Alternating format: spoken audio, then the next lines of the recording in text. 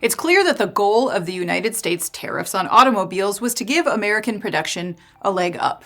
Adding cost to imports would, theoretically, encourage buyers to favor American-made vehicles and encourage automakers to, perhaps, reshore their globally produced models. But as with many complex economic questions, the reality is a bit less straightforward, as evidenced by GM's latest announcement. The Detroit-based automaker, who has long operated 3 factories in South Korea, revealed last month that it would be investing in Korea further. The goal for GM is to increase production capacity for vehicles that would be exported to U.S. buyers.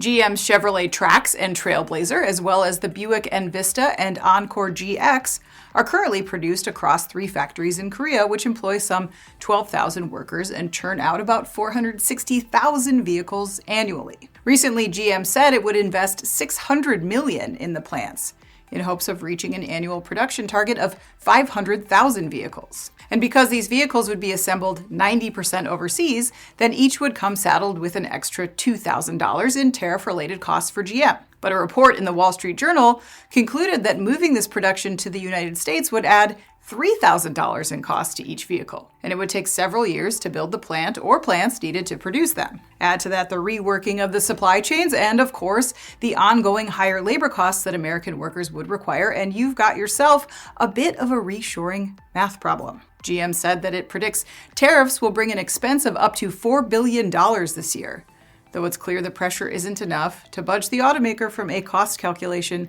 that still makes the most economic sense. I'm Anna Wells, and this is Manufacturing Now.